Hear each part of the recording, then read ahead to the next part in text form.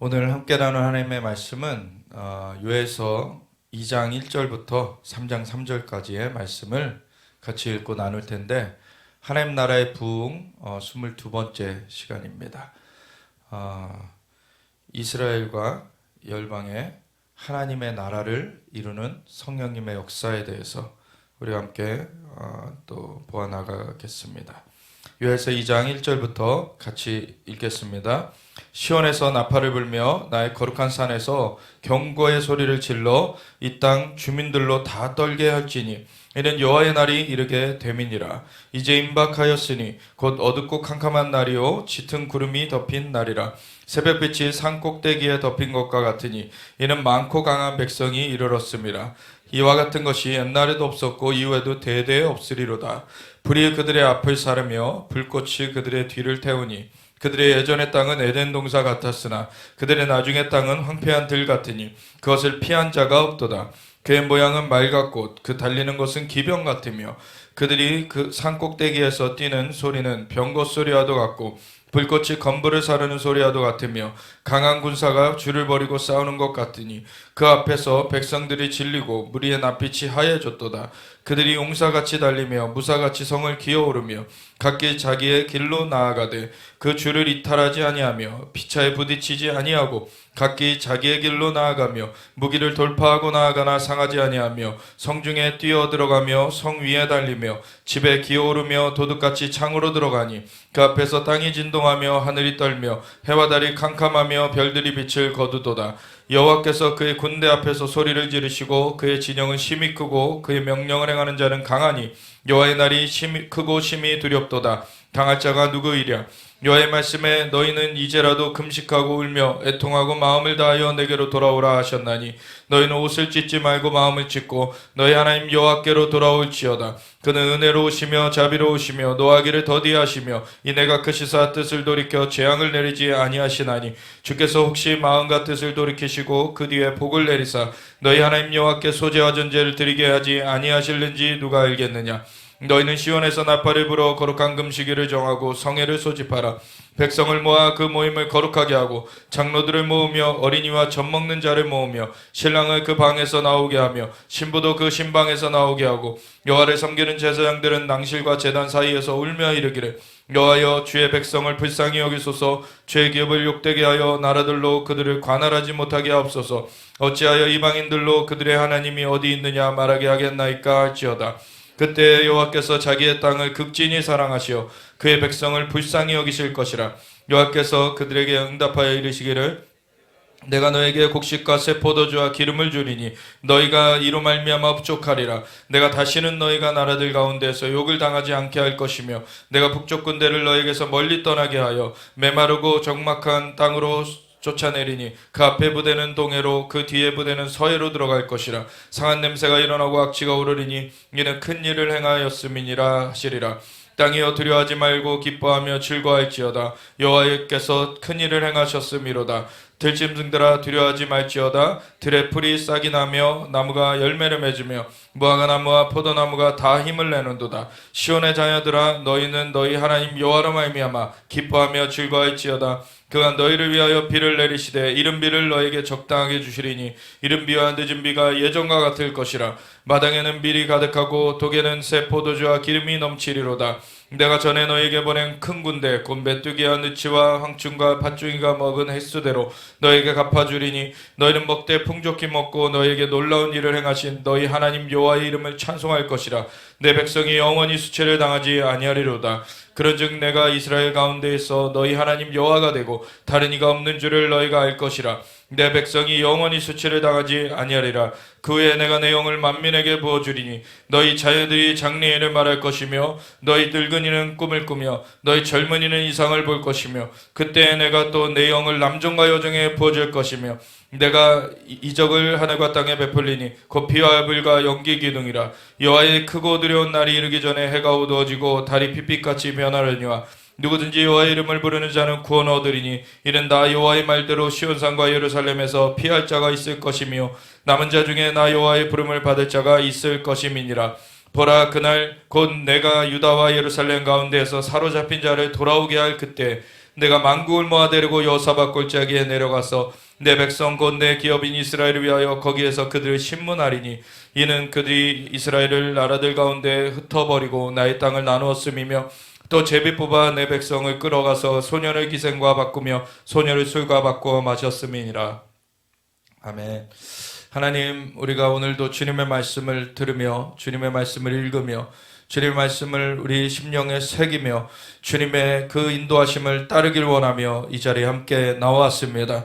주님의 영으로 역사하여 주사 우리로 하여금 주님의 말씀을 깊이 깨닫게 하시고 우리가 이것을 지킬 수 있도록 주님의 영으로 사로잡아 주시옵소서. 감사드리며 예수 그리스도 예수와 마시아 이름으로 기도드렸습니다. 아멘. 우리 요에서의 말씀, 우리가 몇 시간에 걸쳐서 사실 선지서들을 조금씩 보아가고 있는데 호세아 선지자나 이사야 선지자 이런 선지자들은 동시대 거기에 나오는 그 왕들의 이름이 똑같았다라는 것을 우리가 보았었죠. 우시야 그리고 요담, 아하스, 히스기야 이 네 왕의 이름이 이사야서에도 똑같이 기록되어 있고 그리고 아모스서에도 호세아서에도 똑같이 기록되어 있어요. 그래서 아모스도 사실은 똑같은 시대의 사람이고 그렇게 왕들의 이름이 기록되어 있는 그런 경우에는 어느 시대의 사람인지를 알 수가 있어요. 근데 이 요에서 같은 경우에는 어느 왕 시대에 일이 일어났는지 그러한 기록이 없습니다. 한번 요에서 1장 1절을 보면 이렇게 시작을 해요. 부드엘의 아들 요엘에게 임한 여호와의 말씀이니라. 어느 때 이런 얘기가 없어요. 그냥 부드엘의 아들 요엘에게 임한 여호와의 말씀이니라. 부드엘이 이 요엘이라는 이 선지자의 그 아버지의 이름인데 부드엘이라는 이름의 뜻은 여호와의 성실하심, 여호와의 성실하심이라는 뜻이 있어요.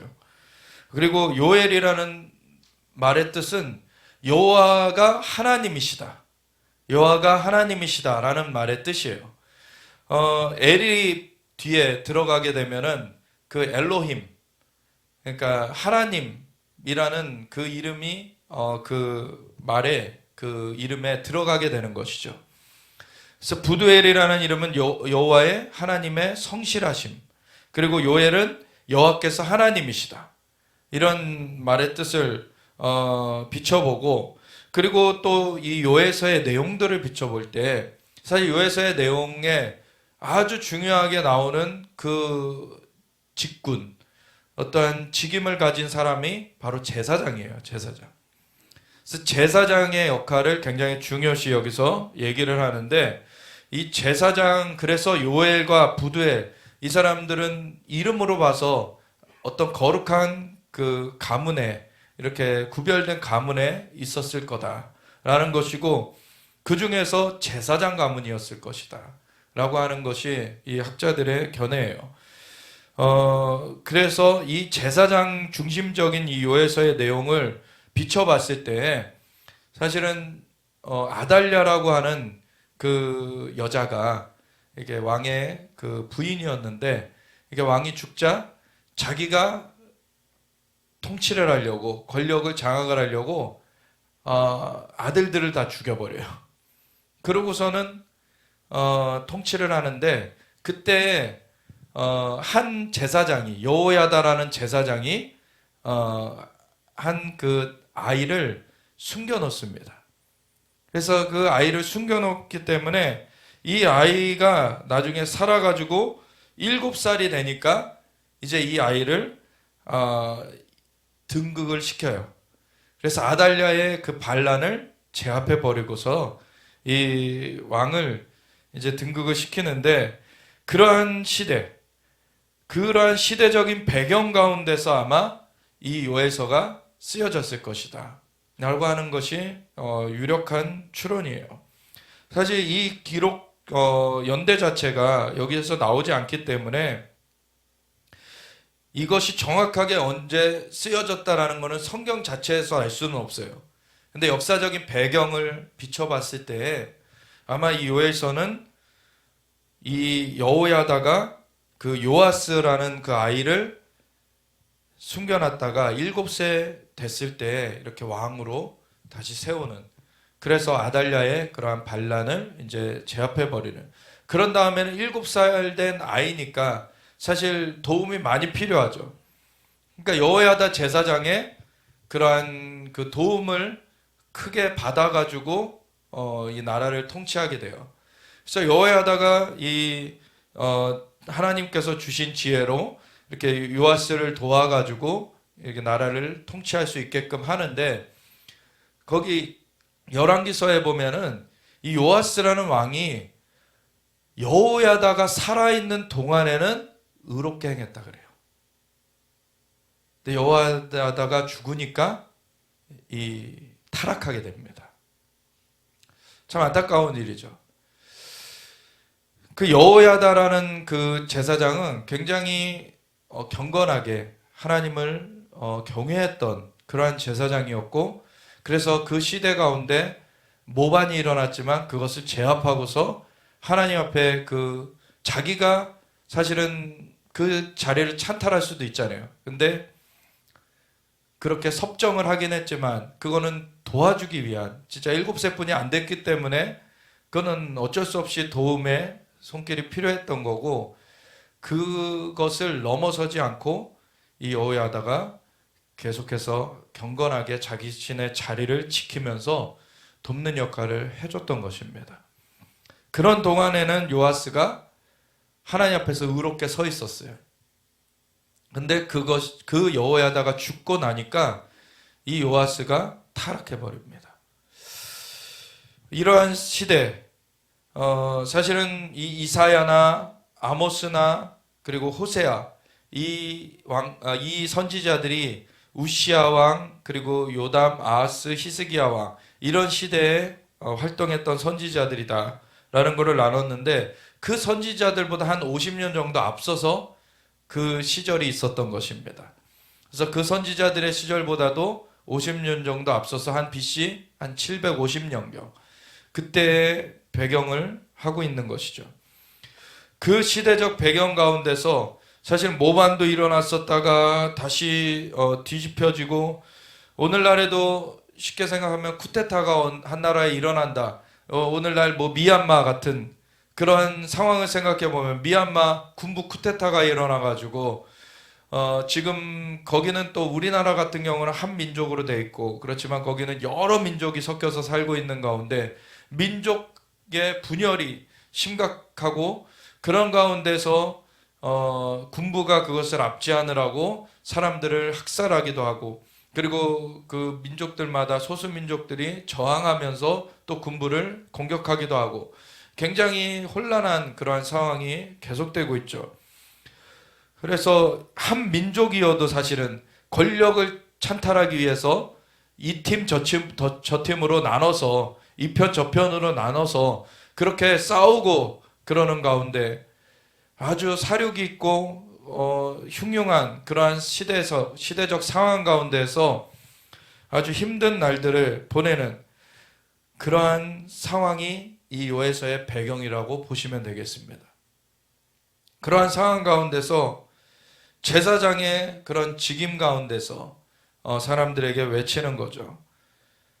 1장에서 이미 그 군대가 쳐들어올 것에 대해서 경고해요. 군대가 쳐들어올 것에 대해서 경고하는데 2장으로 이어져 가지고 이 군대가 쳐들어오는 것을 막 경고하라 라는 소리가 외쳐지는데, 시온에서 나팔을 불며 나의 거룩한 산에서 경고의 소리를 질러 이 땅 주민들로 다 떨게 할지니 이는 여호와의 날이 이르게 됨이니라. 사실 여호와의 날 하면은 정말 주님께서 임하신다는 거죠.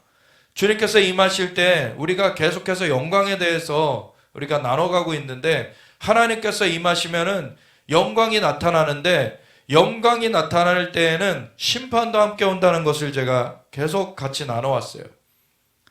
그것이 구약에서 그 사람들이 하나님 앞에 심판을 당한 그런 무수한 예들뿐만 아니라 신약에서도 하나님의 영광이 하나님께서 그 교회들 가운데 임하실 때, 특별히 예루살렘 교회 가운데 임하셨을 때 아나니아와 삽비라가 하나님 앞에 모든 그 땅을 판 돈을 헌금하겠다고 공언해 놓고서는 그것을 거짓으로 그걸 숨겨놓고 재산을 빼돌려 가지고 하나님 앞에 일부만 가지고 나왔을 때 이것은 사람을 속인 것이 아니라 하나님을 속인 것이다. 그러면서 죽어나가게 되죠. 사실 하나님의 영광이 임하면요, 그러한 죄가 함께 있을 수가 없어요. 거기에 죄가 함께 있을 수 없기 때문에 심판도 사실은 거기에 있게 되는 것입니다. 한편으로 굉장히 두렵고 떨린 일이 되어지는 것이죠. 그래서 여호와의 날이라는 말, 이것은 주님께서 가까이 임하신다. 우리 주님께서 예수님이 초림하신 것이나 아니면은 재림하시는 것이나 이렇게 진짜 한 분깃을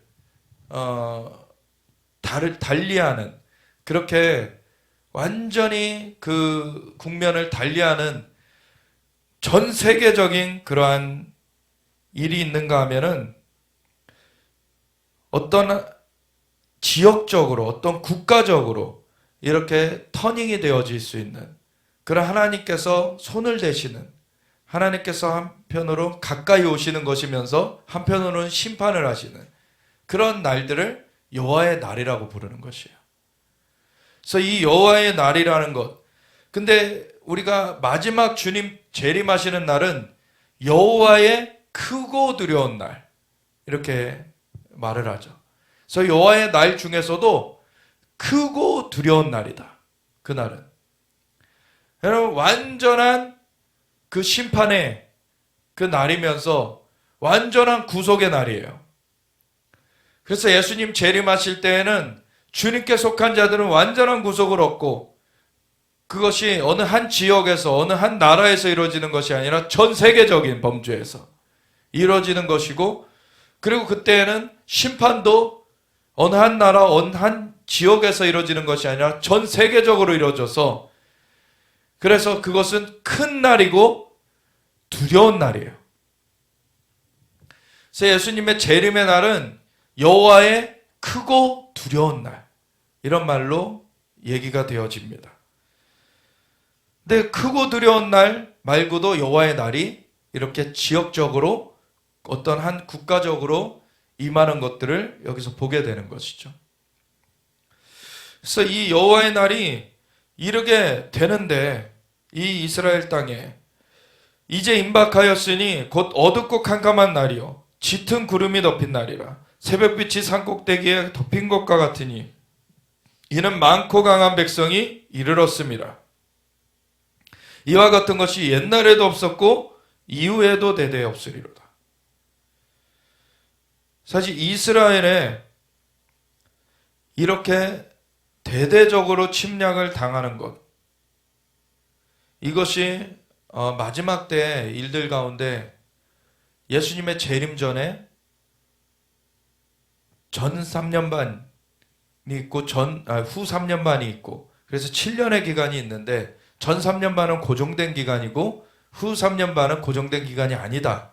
그걸 말씀드려왔어요. 그래서 전 3년 반 동안에는 성전산에서 성전이 회복되어 있는 상태에서 두 증인이 활동하는 시기. 그래서 두 증인이 1260일을 예언한다 라고 그렇게 나눠왔었죠. 근데 두 증인이 예언을 마치는 그 시점, 1260일이 이제 완료되는 그 시점 가운데서는 어떤 일이 일어나게 됩니까? 전 세계 인구의 3분의 1을 죽이려고 유프라테스 강에서 풀려지는 2억의 군대가 있어가지고 그들이 두 증인까지도 죽여요. 그때는 예루살렘 성전산까지 다시 한번 짓밟혀지게 돼요. 그래서 2억의 군대가 이렇게 전 세계 인구의 3분의 1을 죽일 뿐만 아니라 두 증인은 아무리 용이 죽이려고 해도 사람을 보내도 죽일 수가 없었어요.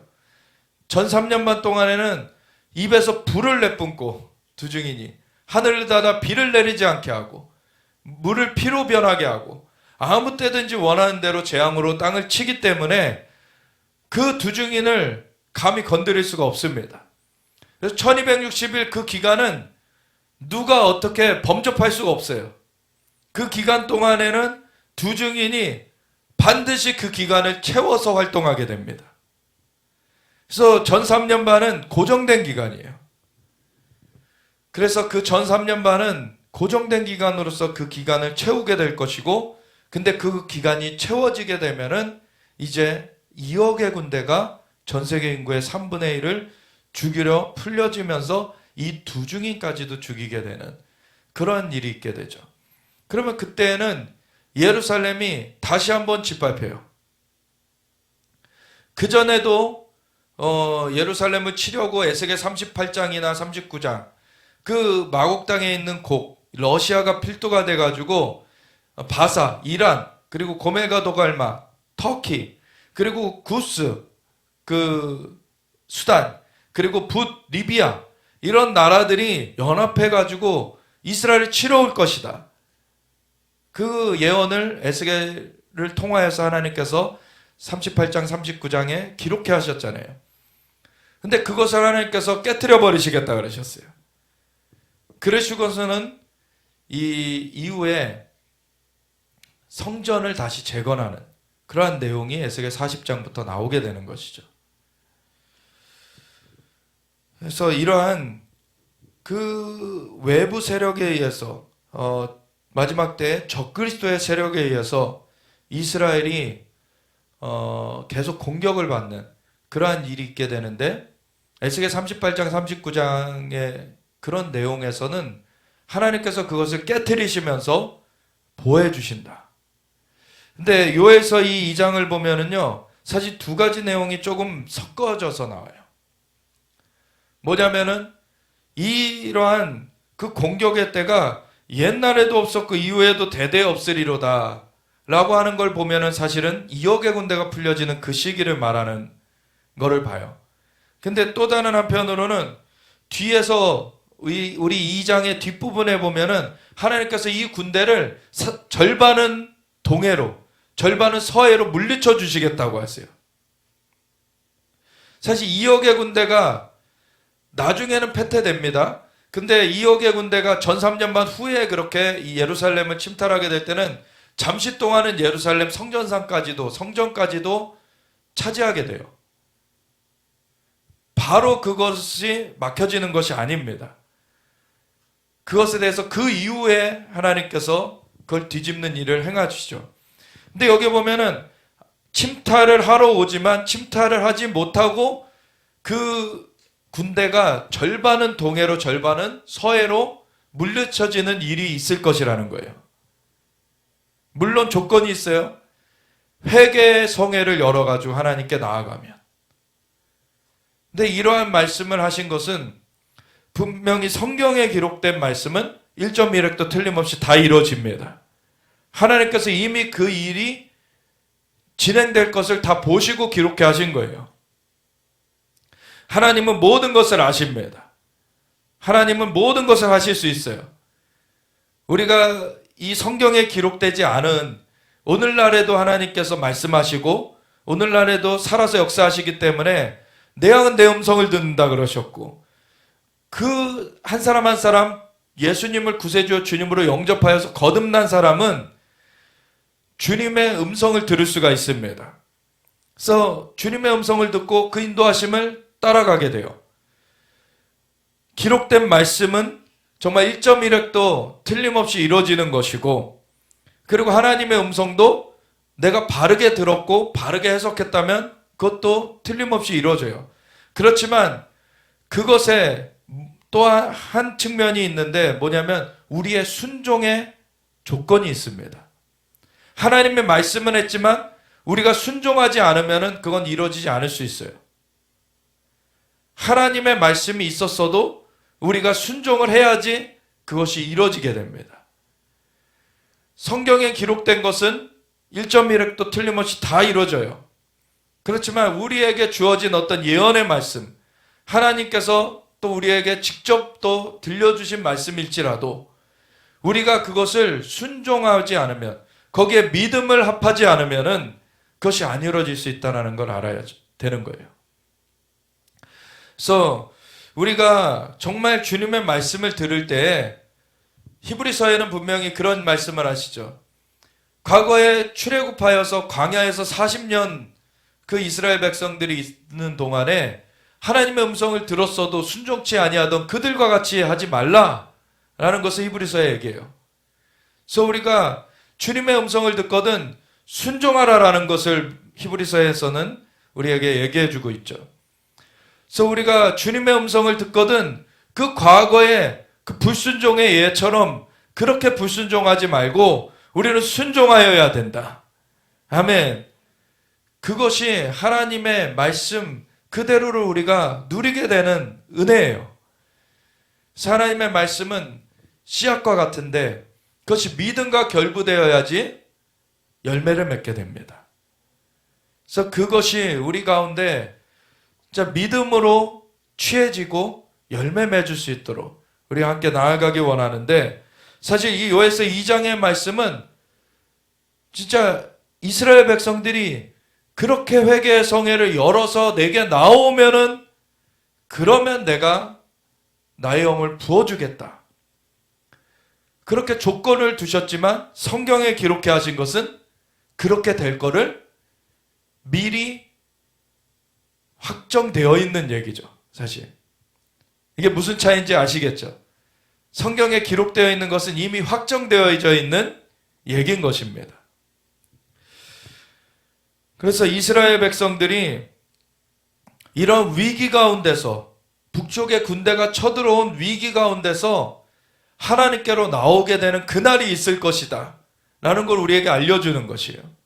그리고 그날이 이루어지면은 또한 모든 육체에게 나의 영이 부어지게 될 것이다. 이렇게 예언을 기록해 하신 것입니다. 그래서 요엘 선지자를 통해서 군대가 이스라엘을 쳐들어올 것에 대해서, 그런데 이스라엘이 그것에 대해서 하나님 앞에 돌이켜서 하나님 앞에 성회를 열게 되는 그러한 날이 오게 될 것이고, 그렇게 되면 하나님께서 그 군대를 처리해 주실 것이고, 그리고 이스라엘 땅에는 하나님의 영을, 그리고 이스라엘 땅만 사실 제한되는 건 아니고 여기는 모든 육체라고만 나와 있어요. 이스라엘의 모든 육체라고 나와 있는 것이 아니라, 그래서 모든 육체에게 부어질 것이다. 성령의 강력한 부어지심이 있게 되는 것입니다.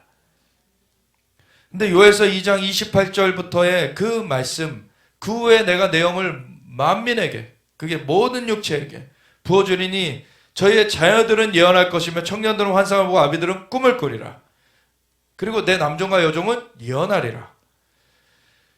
이 말씀이 사실은 2000년 전에 예수님이 이제 십자가에서 대속을 이루시고 부활하신 다음에 40일 동안 살아계심을 나타내시다가 승천하신 이후에 열흘을 더 이 제자들이 기도를 하며 나아간 끝에 오순절이 이르렀을 때, 성령이 부어지셨을 때, 그때 베드로가 이 말씀을 인용해서, 요에서 2장 28절의 말씀을 인용해서 이 말씀이 성취된 것이다, 그 증언을 해요.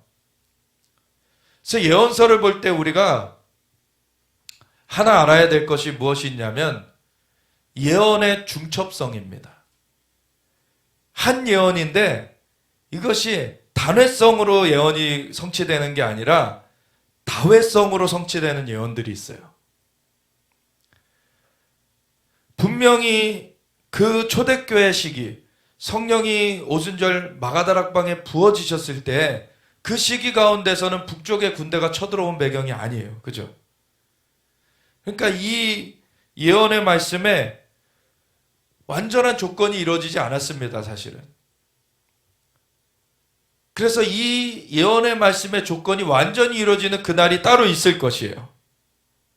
그런데 요에서 2장 28절의 말씀이 성취된 것은 이 배경이 자연적으로 완전히 이 조건대로 성취되는 것은 따로 있을 것이지만 영적으로 2000년 전에 이 시기가 왔던 것입니다. 영적인 것이 오는 것이 있고 자연적인 것까지 완전히 오는 것이 있어요. 그래서 영적인 측면에서는 이것이 2000년 전에 초대교회 시기 가운데 그 오순절 마가다락방에 오순절이 이르렀을 때 성령이 부어주심으로 이미 성취가 시작된 것이에요. 근데 성취가 그때 완성된 것이 아닙니다. 성취가 완성되는 것은 바로 이 요에서 2장에 군대가 이렇게 이스라엘을 침략해오는 배경 가운데 이스라엘 백성들이 하나님 앞에 회개의 성회를 여는 그날이 오게 될 것이고, 그날이 올 때에 이것이 완전히 성취되는 것입니다. 아멘. 문은 2000년 전에 열렸지만 이것의 완전한 성취는 그 자연적인 조건까지도 다 맞춰질 때에 그때 완전한 성취가 이루어지게 되는 거예요. 그래서 이 예언의 중첩성을 봐야 돼요.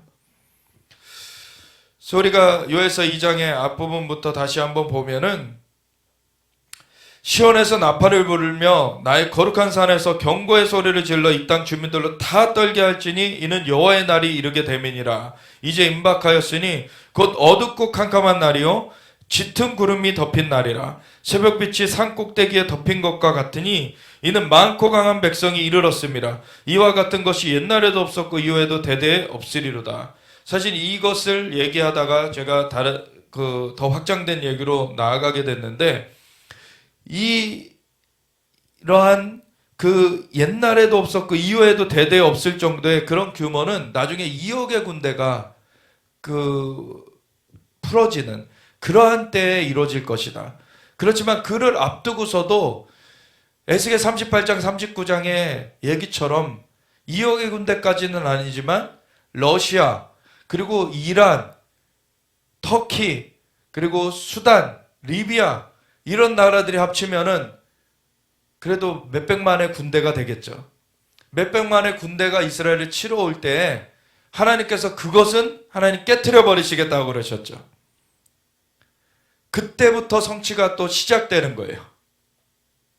마지막 자연적인 그 배경도 성취의 시작이 한 사건이 아니라, 한 사건이 이 모든 것을 성취하는 것이 아니라 한 사건으로 시작이 돼서, 성취의 시작이 돼서 성취가 다른 사건으로 완성이 될 수 있다는 거예요. 그래서 처음 이 에스겔 38장 39장의 사건을 우리가 주시하는 것이 또 뭐가 있냐면, 에스겔 38장 39장의 사건, 그 이스라엘 치러 왔지만 패퇴되는 그런 일이 있게 되는 그 사건이 있어지면 그 이후에 성전이 재건되잖아요. 성전이 재건되는 그 일이 있기 전의 사건이 바로 에스겔 38장 39장의 사건이에요.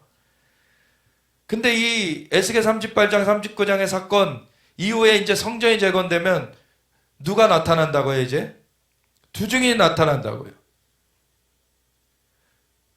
이것이 그래서 어떤 연결을 이루냐면, 에스겔 38장 39장에 그 여러 나라가 연합해가지고 이스라엘을 치러 오는 그러한 일이 있을 때 하나님께서 노를 바라시면서 그 군대를 깨트려 버리시겠다고 하실 때, 그때 큰 지진이 있을 것이고 하늘로부터 불이 떨어질 것이다.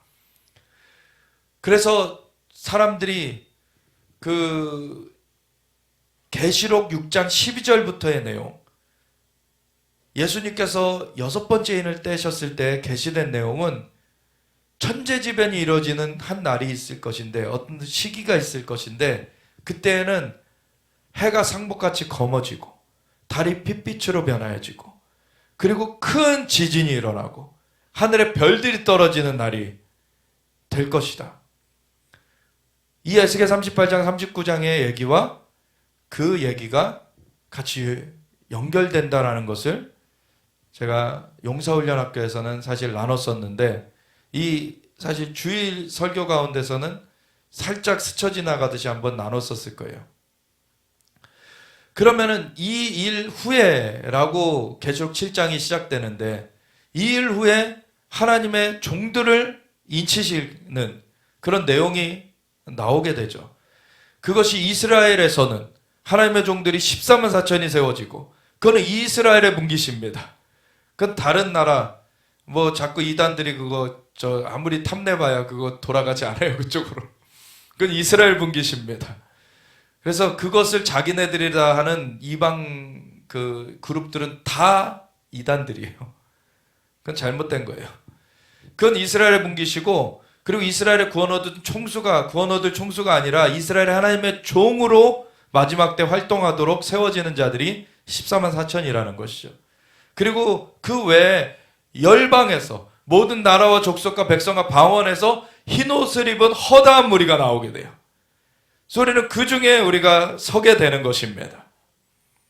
그게 마지막 때 많은 영혼들을 건져내기 위한 주님의 종들로 세워지는 무리들이에요.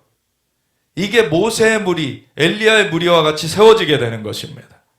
그러한 무리 가운데 우리가 있어질 것입니다. 그렇게 준비되어지는 거예요. 그렇게 준비되어지면은 우리가 두 증인이 그 대표격인 것이고, 그 두 증인과 함께 14만 4천이 이스라엘에 있는 것처럼 열방에도 허다한 증인들이 있게 돼요. 그러면 우리가 그 가운데 그 복음을 전파하면서 이스라엘에 치러 나왔던 그 나라들도 깨트려지면서 그 이슬람권에도 완전하게 뒤집어지는 역사가 일어나요.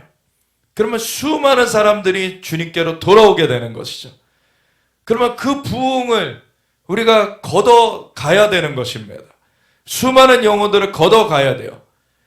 그렇게 될 때 이제 두 증인이 예수님의 하나님의 그 종들에게 인침을 주는, 그때 두 증인이 이제 그 대표격으로 일어나게 되는데, 그때 이제 전 3년만을 지내게 되는 그동안에는 그 앞서서 수많은 그 영혼들을 주님께로 돌이켜오는 그 10억이 넘는 인구가 주님께로 돌아오게 될 것이다. 하나님의 사람들이 이 예언을 많이 받았어요, 사실. 10억이 넘는 인구가 몇 년 안 되는 시기 가운데 하나님께로 돌이켜오는 시기가 오게 될 것이다. 아멘. 근데 우리나라는 이것이 더, 어떻게 보면 우리나라에 더 와닿는 것이 뭐냐면, 우리나라는 이스라엘이 아시아의 제일 서쪽에 있는데 아시아의 제일 동쪽에 우리나라가 있어요. 그 가운데 그 중간에 아시아의 수많은 나라들이 있고, 전 세계 인구 가운데 60%가 아시아에 몰려 있고, 그리고 아시아의 견고한 진들, 그 복음을 전파하지 못하게 하는 견고한 진들이 가장 많이 들어서 있는 곳이 아시아예요. 대표적으로 일본을 비롯해서 신토이즘, 조상숭배, 그 우상숭배, 견고한 진이 들어서 있고, 그리고 동아시아권에는 불교의 견고한 진이 들어서 있어요. 그리고 남아시아에는 힌두교의 견고한 진이 들어서 있어요.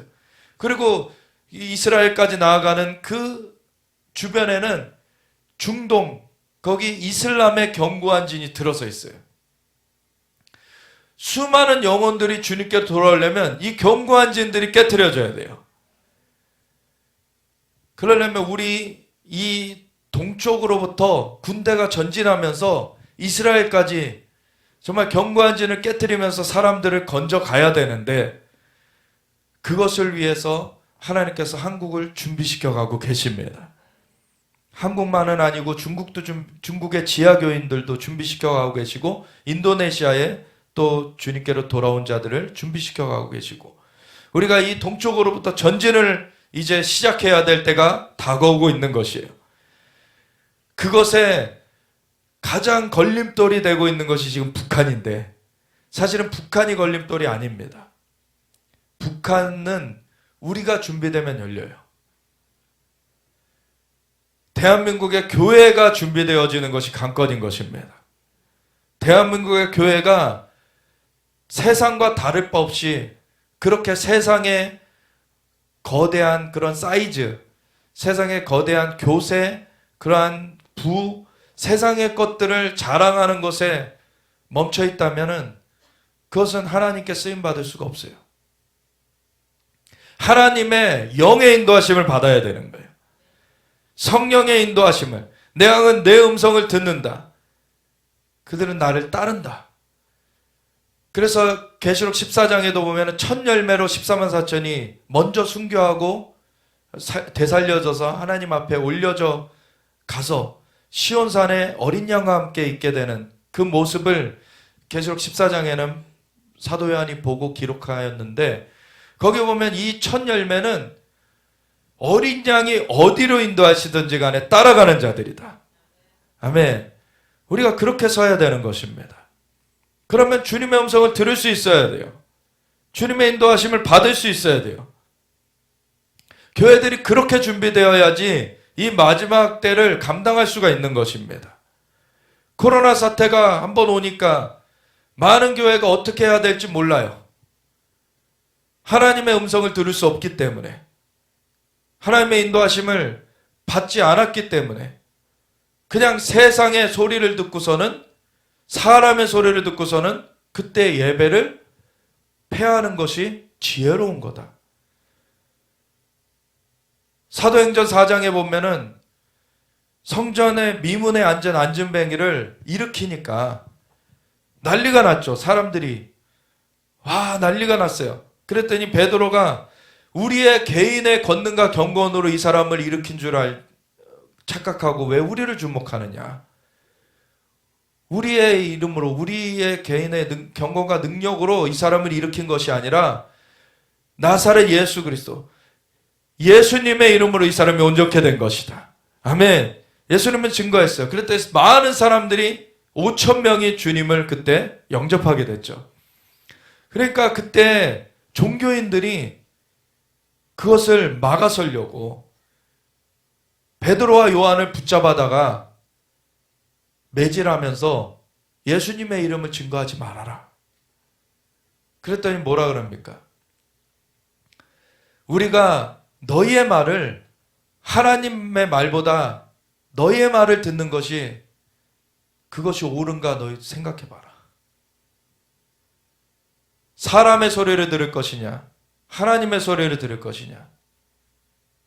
하나님의 음성을 듣는 자가 되어야 되는 것입니다. 사람을 통해서 마귀가 자꾸 핍박하고 유혹하고 그것을 막아서려고 할 수 있어요. 하나님의 음성을 듣고 믿음으로 승리해야 되는 것입니다.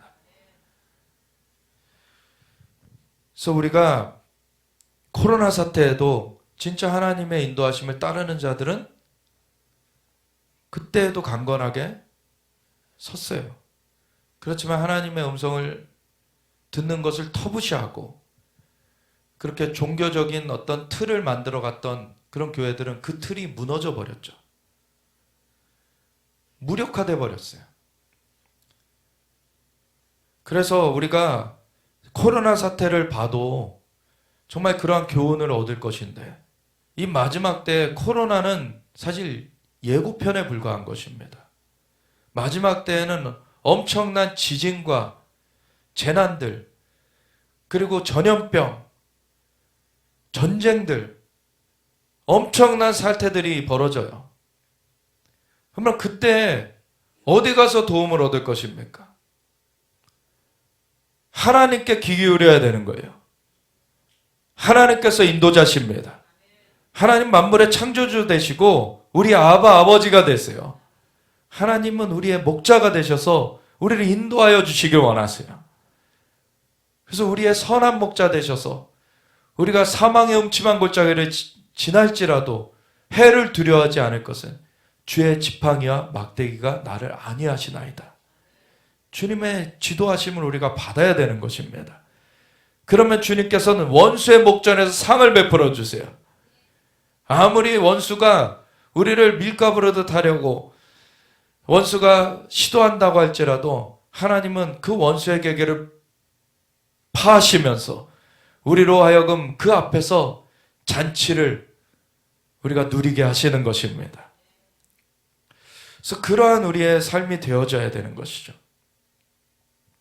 마지막 때에 그래서 이 에스겔 38장 39장 이런 거를 통해서 어둠의 세력이 이스라엘을 침략하려고 하지만 하나님께서 깨트려 주시면서 하나님의 종들을 세우셔서 복음 전파가 강력하게 나아가게 하실 때에 우리는 저 북녘의 땅도 완전하게 새롭게 주님께 돌이켜서 북녘 땅에서도 영혼을 건져낼 뿐만 아니라 이제 이 대한민국에서 일어날 부흥의 쓰나미는 부흥의 물결은 하나님께서 저 그 시간 변경선으로부터 부흥의 쓰나미를 몰고 오셔서 이 대한민국으로부터 또 저 이스라엘까지 전진케 하신다고 하셨는데, 그 쓰나미는 일본의 그 신토이즘, 조상숭배, 우상의 그 진을 깨트려 버릴 것입니다. 그리고 불교의 진을 깨트려 버릴 것이에요. 힌두교의 진을 깨트려 버릴 것이에요. 이슬람의 진을 깨트려 버릴 것입니다. 이러한 전진이 이루어지는 거예요. 세상은 요동하지만 우리는 주님께 붙들려서 요동함 없이 전진하게 되는 것입니다. 그래서 올해 부흥과 전진의 해가 되게 하실 것이다. 우리가 하나님께서 1월 달에 지금 당장에 내일부터는 이스라엘 가다가 UAE 가가지고 참 감사하게도 하나님께서 정말 많은 그 섬기는 자들을 하나님 붙여주시면서 도움이 오게 하셔서 거기에 헌금을 그래도 정말 넉넉하게 드릴 수 있게 하나님께서 인도하셨어요. 그래서 헌금을 하고 오게 될 것이고 우리가 기도를 심고 오게 될 것이에요. 그러한 것 가운데 1월이 진행되게 되고 3월에는 3월 13, 14일 월화 이틀 동안에 부산에서, 그리고 수목 15, 16일 수목은 이틀 동안에 서울에서, 그리고 17, 18일 금토는 저 DMG 오산리 기도원에서 이렇게 부흥성회가 여호와의 호흡의 해가 될 것이다. 그래서 이 여호와의 호흡이 저 남쪽으로부터 우리 서울을 지나서 저 DMZ를 넘어서 북한까지 몰아닥치도록 우리가 그 성회를 지금 준비하고 있고, 부산에서 장소가 허락이 됐어요. 정말 외부에는 한 번도 그 문을 열어준 적이 없는 교회인데 정말 유례없는 그 일이 하나님의 은혜 가운데 지금 벌어졌습니다. 그래서 이러한 일들이 하나님께서 지금 예정하신 것들을, 하나님이 우리 가운데 뜻하신 것들을 지금 부어주시길 원하셔서 진행하시는 것들입니다. 이 요엘서 2장의 말씀은 정말 위협이 올 때 오히려 하나님 앞에 겸손하게 돌이켜서 나오는 자들을 통하여서 하나님께서 그 국면을 바꿔버리시고 하나님의 영을 부어내시면서 하나님께서 하나님의 역사를 풀어주시겠다. 아멘. 우리가 어떠한 상황을 맞닥뜨리든지 간에 해결책은 하나님께 있습니다. 하나님을 의뢰하면서 우리는 승리해야 되는 것이에요. 이 요엘서 2장에 보면은 그 대적이 오는 모양이 아주 어마무시해요, 사실. 3절부터 보면은 불이 그들의 앞을 사르며 불꽃이 그들의 뒤를 태우니 그들의 예전의 땅은 에덴 동산 같았으나 그들의 나중의 땅은 황폐한 들 같으니 그것을 피한 자가 없도다. 아주 쑥대밭을 만들어 버리는 거죠. 이렇게 쑥대밭을 만들어 버리면서 그의 모양은 말 같고 달리는 것은 기병 같으며 그들이 산꼭대기에서 뛰는 소리는 병거 소리와도 같고 불꽃이 건부를 사르는 소리와도 같으며 강한 군사가 줄을 버리고 싸우는 것 같으니 그 앞에서 백성들이 질르고 무리의 낯빛이 하얘졌도다.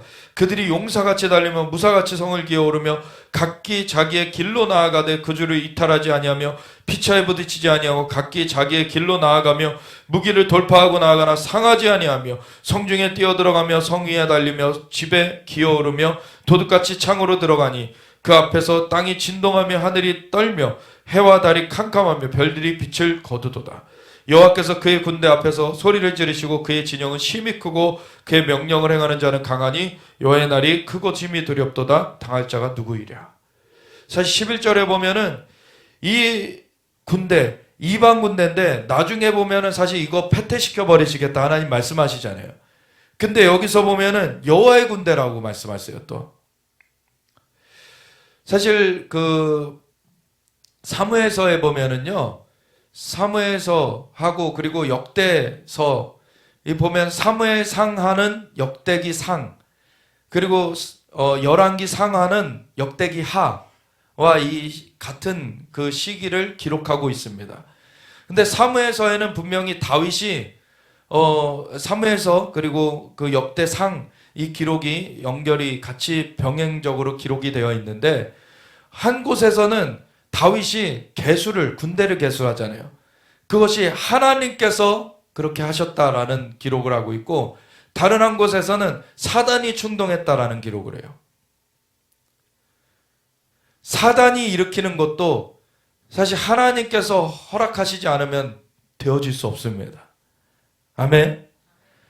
근데 이 땅 가운데 왜 그럼 악이 허락되어 있는가?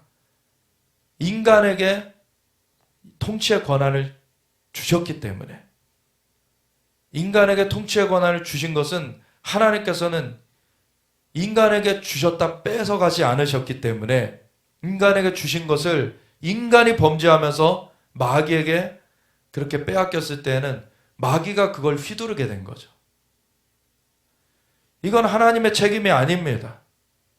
왜 안 믿는 사람 중에 왜 하나님이 있으면은 뭐 이런 죽음이 있고 질병이 있고 이런 전쟁이 있고 그러냐? 그건 인간의 죄악 때문이에요. 하나님은 선하십니다. 하나님 모든 걸 좋게 주셨어요. 하지만 인간이 그것을 잘못 다룬 것이에요. 하나님께서 주신 권위를 범죄함으로 마귀에게 빼앗겨 버렸어요. 그리고 인간도 고통당하게 됐어요. 하지만 그것을 풀어내시기 위해서 예수님이 와주셨습니다. 그래서 예수님을 믿는 자들은 자유케 되었어요. 그리고 예수님의 이름으로 이제는 다른 사람들을 자유케 해갈 수 있어요. 그래서 강한 자를 결박해 가면서 사람들을 자유케 해올 수 있는데, 그 예수님의 이름으로, 그래서 하늘과 땅의 모든 것을 내게 주셨으니 그러므로 너희는 가서 모든 족속으로 제사를 삼아 아버지와 아들과 성령의 이름으로 침례를 베풀고 내가 너희에게 분부한 모든 것을 가르쳐 지키게 하라. 볼지어다 내가 세상 끝날까지 너희와 항상 함께 있으리라. 아멘.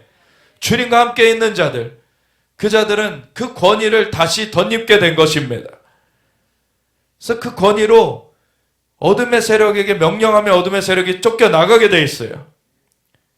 그래서 나를 믿는 자들에게는 이러한 표적이 따르리니 저희들이 내 이름으로 귀신을 쫓아내며 새 방언을 말하며 뱀을 짚으며 무슨 독을 마실지라도 해를 받지 않으며 병든 자들에게 손 얹은 즉 나으리라. 아멘.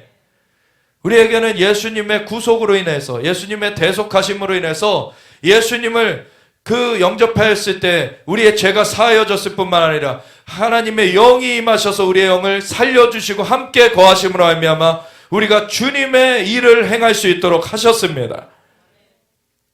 그래서 우리가 주님의 그 손과 발의 역할을 하는, 그래서 주님의 역사를 우리가 풀어내게 되는 그 일이 되어지게 된 것입니다. 그러한 것 가운데 우리가 이 악한 세력을 깨트려가면서 억눌린 자들을 주님께로 돌이켜오면서 우리가 추수를 행하여 가면서 나아가게 되는 것인데, 이 하나님께서 사실은 마지막 때까지도 이 악한 군대가 아직까지도 그 고린도서 4장 4절에 보면은 이 세상 신이 믿지 아니하는 자들의 마음을 혼미하게 하여 복음의, 그리스도의 영광의 복음의 광채가 비치지 못하게 하고 있다. 그것은 예수님의 십자가 지시고 부활하시고 승천하셔서 성령까지 부어지신 다음에 기록된 성경인데도 그 고린도서에 보면은 아직도 마귀가 이 세상 신노릇하고 있다라는 얘기를 해요. 에베소서 2장에는 그가 공중의 권세 잡은 자라고 얘기되고 있어요. 이 간극을 어떻게 생각해야 되느냐? 예수님께서 초림하셔서 십자가 대속을 이루시고 부활하심을 알며 마귀의 머리는 깨트려 놓으셨어요. 근데 그 잔당을 정리해야 되는 거는 주님이 하실 일이 아니라 우리가 해야 되는 일이에요. 아멘. 예수님은 이미 마귀의 권세를 깨트려 버리시고 그 하나님께로부터 우리가 범죄해서 마귀에게로 넘어갔던 거를 다시 되찾아 오셨어요. 그 법적 권리를 이미 이뤄내셨기 때문에 그러므로 너희는 가라는 거예요. 법적인 그 판결을 받아놓으면은 그 다음에 그것을 행하기 위해서 집행관이 나가게 되죠. 우리는 집행관의 역할을 하는 것입니다. 예수님이 판결을 받아 놓으셨어요. 그래서 그 판결 가지고서 우리는 집행하면 되는 거예요. 집행을 해야지 그것이 이루어지는 것입니다. 그래서 예수님께서 주는 그리스도시여 살아계신 하나님의 아들이시니라 그 고백의 반석에 교회를 세우니 음부의 권세가 이기지 못하리라. 교회를 주님의 몸으로 집행관으로 세우셔가지고 마귀의 그 음부의 권세를 깨트려 가게 하신 거예요. 그래서 이 마지막 때에는 더 치열하게 그 싸움이 벌어집니다. 마지막 때에 마귀는 이 마귀의 군대를 일으켜요. 근데 이것도 하나님이 허용하신 것입니다. 그 뒤에 어떻게 하시려고? 이 마귀의 군대를 카운터 펀치로 깨트려 버리시려고. 그래서 이 마귀의 군대, 마귀가 일으키는 군대지만 또 여호와의 군대라고도 얘기되는 거예요. 이 개념이 이해가 되십니까? 하나님께서 그 다윗이 군대를 계수했을 때 그것은 마귀의 충동을 받아서 계수하였지만 하나님께서 한편으로는 하나님께서 그렇게 하셨다라고 말씀하신 것은 하나님이 그것을 허락하신 범주 가운데 있었다라는 얘기죠. 그래서 이 북쪽 군대가 쳐들어오는 게 하나님이 그것이 이루어지는 것을 허락하시는 거예요. 하나님은 사실 이스라엘을 지키시는 하나님, 그 이스라엘 지키시는 분은 졸지도 주무시지도 아니하시면서 지키신다고 하셨어요. 그렇지만 일면 공격을 당하게끔 허락하시는 이유가 있는 거예요. 그거는 이들이 돌이켜서 이스라엘 백성들이 돌이켜서 하나님께 나오는 것이 중요하기 때문에 그냥 자연적인 보호를 받는 것이 다가 아니라 그 마음이 하나님께로 돌이켜야지 진짜의 영원한 생명을 누리게 되기 때문에 아멘. 그것을 위해서 하나님이 그 자연적인 위기도 허락하시는 것입니다. 그 자연적인 위기 가운데 근데 여호와의 말씀에 너희는 이제라도 금식하고 울며 애통하고 마음을 다하여 내게로 돌아오라 하셨나니 너희는 옷을 찢지 말고 마음을 찢고 너희 하나님 여호와께로 돌아올지어다.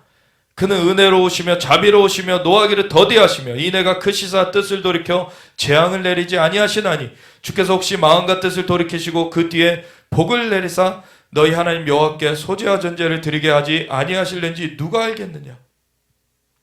하나님께서 이 마음을 돌이키실 때 마음이 돌이켜지면은 자연적인 보호와 회복도 임하게 됩니다. 아멘. 너희는 시온에서 나팔을 불어 거룩한 금식일을 정하고 성회를 소집하라. 백성을 모아 그 모임을 거룩하게 하고 장로들을 모으며 어린이와 젖 먹는 자를 모으며 신랑을 그 방에서 나오게 하며 신부도 그 신방에서 나오게 하고 여호와를 섬기는 제사장들은 낭실과 제단 사이에서 울며 이르기를 여호와여 주의 백성을 불쌍히 여기소서 주의 기업을 욕되게 하여 나라들로 그들을 관할하지 못하게 하옵소서. 어찌하여 이방인으로 그들의 하나님이 어디 있느냐 말하게 하겠나이까 할지어다. 아멘. 그래서 제가 요해서를 보면은 사실 이게 해석하기가 쉽지 않아요. 근데 아까도 얘기했듯이 한편으로는 이것이 마지막 2억의 군대가 풀려지는 때를 말하는 것 같기도 하고 다른 한편으로는 이 군대가 패퇴된다고 말했으니까 그것과 또 다른 면들이 보여지기도 하고 그럼 어떻게 정리를 해야 되느냐. 아까 에스겔 38장 39장의 전쟁 때에 사실 전쟁 때 하나님께서 그것을 대적을 깨트리시면서 하나님께서 이스라엘 보호하시는데 그것과 같이 이 요해서는 맞닿아 있습니다. 그 사건과 맞닿아 있어요. 근데 뭐가 그 에스겔 38장 39장의 배경과 다르냐면 에스겔 38장 39장의 배경은 성전이 재건되기 전이에요. 요해서의 이 내용은 무엇입니까? 성전이 있는 상황이에요. 보니까. 그러면 에스겔 38장 39장에 전쟁이 있고 그것을 하나님이 그 대적을 깨트려 버리시면서 이스라엘을 세우실 때 이제 추수가 강력하게 전 세계적으로 사실 펼쳐지게 되는데 그러면서 성전이 재건이 됩니다. 그럼 성전이 재건이 되는 그 상황 가운데 성전은 사실 지금 준비는 다 해놨어요. 그 터만 준비되면 6개월이면은 세울 수가 있습니다. 그 이후에 다시 한번 리턴 매치가 이루어진다고 보면 되는 거죠. 그럼 다시 쳐들어오는 것을 하나님께서는 이제 이 기도를 들으시면서 회개 성회를 받으시면서 그것을 다시 깨트려 주시는 것이에요. 그러면 이제는 완전히 성전이 세워진 가운데 성령이 강력하게 부어지게 돼요. 그럼 그 앞두고서는 수많은 주의 종들이 세워지면서, 하나님의 종들이 세워지면서 수많은 사람들을 주님께로 돌이켜오잖아요. 그럼 이들이 이 전 3년 반 이 두 증인이 활동하는 기간 동안에 아주 집중적으로 성령의 그 역사하심을 받게 되는 거예요. 아멘. 하나님은 다 준비시켜 주십니다. 하나님 앞에 우리가 겸손하게 나아가면 하나님께서 인도해 가세요. 하나님의 말씀을 듣고 두려워 떠는 자들은 내가 돌보려니와. 하나님 돌봐 가십니다. 그래서 우리가 주님의 음성을 듣고 겸손히 그걸 따라가면 되는 거예요. 그래서 요에서 2장의 말씀을 보면은 28절, 그래서 이 성회가 열려지면은 28절, 그 후에 내가 내 영을 만민에게 부어주리니 너희 자녀들이 장래일을 말할 것이며 너희 늙은이는 꿈을 꾸며 너희 젊은이는 이상을 볼 것이며 그때 내가 또 내 영을 남종과 여종에게 부어줄 것이며. 그래서 지금처럼 뭐 영을 부어서 뭐 치유도 일어나고 우리 은사가 일어나고 하지만 이것의 가장 대표적인 일은 주님의 영을 부어서 장래일을 말할 것이다. 강력한 예언의 그 물결이 풀어지는 거예요. 이것의 목적은 무엇입니까? 마지막 주님의 다시 오실 길을 예배하는 거예요. 이것을 위한 주님의 음성이 대언되는 일들, 이것이 어린아이들에게까지 강력하게 임하는 거예요. 아멘. 늙은이는 꿈을 꾸고 아비들은 환상을 보고 어린아이들이 예언을 하게 되는 이 마지막 때에 이 예언의 무리가 강력하게 일어나는 거예요. 이것이 되어져야 주님의 다시 오심을 준비할 수 있는 것입니다. 두 증인이 강력하게 예언을 선포하잖아요. 두 증인과 함께 이스라엘에서는 14만 4천의 하나님의 종들이 있을 뿐만 아니라 전 세계적으로 허다한 무리가 세워질 것입니다. 아멘. 그렇게 세우시는 역사인 것이에요. 내가 이적을 하늘과 땅에 베풀리니 곧 피와 불과 연기 기둥이라. 사실 모세가 나일강 물이 피로 변하게 만들었어요. 그리고 엘리야가 불을 내리는 신이 참신이다. 그래서 하나님 앞에 내가 하나님 여호와가 하나님이신 것과 내가 하나님의 종인 것을 나타내 주소서. 그래서 불이 내렸죠. 그리고 연기 기둥, 주님의 임재. 그래서 그러한 주님의 사인과 그 임재가 베풀어지는 것이에요. 이것이 자연적으로도 보여지게 되는 것이고 우리의 그 영적으로 하나님의 영광의 임재가 베풀어지는 것입니다. 그래서 여호와의 크고 두려운 날, 그 주님의 다시 오시는 날이 이르기 전에 해가 어두워지고 달이 핏빛같이 변하려니와 누구든지 여호와의 이름을 부르는 자는 구원 얻으리니 이는 나 여호와의 말대로 시온산과 예루살렘에서 피할 자가 있을 것이며 남은 자 중에 나 여호와의 부름을 받을 자가 있을 것임이니라. 아멘. 여호와의 부름을 받는다. 이것이 여호와의 보호를 받는다라는 뜻이 있어요. 그래서 마지막 때 주님의 보호를 받는 자들, 여호와의 이름을 부르는 자들이 그 구원을 얻고 주님의 보호하심을 받게 되는 것입니다. 그래서 주님의 영으로 덮여지는 것이에요.